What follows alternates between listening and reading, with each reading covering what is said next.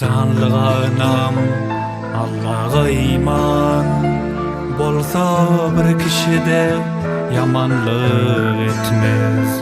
Himme hayatında bir yaxşı insan hakikat karşısına hiç yola gitmez. Hakikatni hakka kayıl bolur, denglik doğanlığa mail bolur. Zalimin önünde hayıl bolur, ondan zalimlerin hiç gövni bitmez. Hemmeleri öz yali görür, zalimin karşısında mıdan durur. İlahla ağlap gülse güler, insan evladına ziyani yetmez. İnsan evladına ziyani yetmez.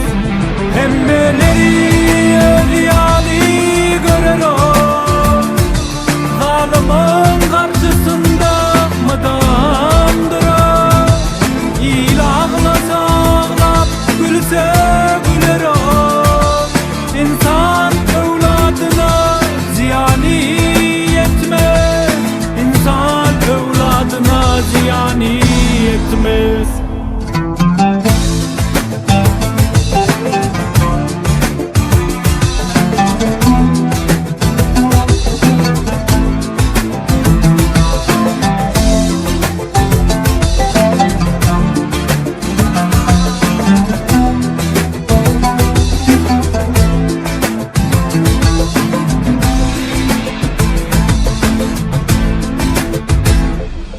Kalbi başka, dili başka bolmadan, müngegrini bir doğriga almaz.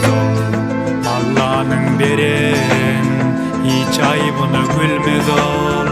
Hayatında insanlığı unutmaz.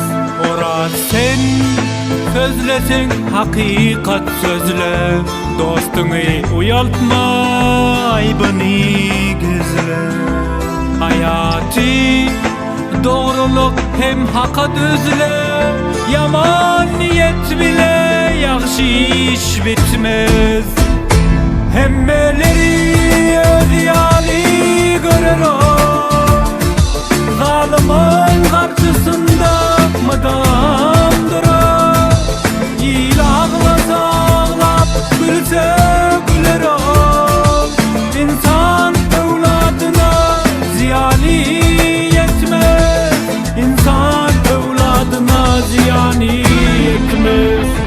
Hemmeleri öz yali görür, zalimin karşısında mıdan durur.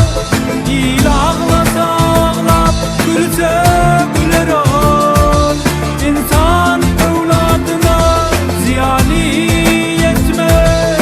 İnsan evladına ziyani yetmez. Ey aziz halkım, gelin bir tenu bir can bolalım. Şeytanın burnan toruna sin etmelin hiç vakt. Kalpten ayırıp kaygı kusta kineleri, onun yerine coşsun yürekte sevgi mukami. Sevgi atayene doğan perzent ve kavmi hiç vatana. O zaman Allah Teala neger razı bor adam zattın.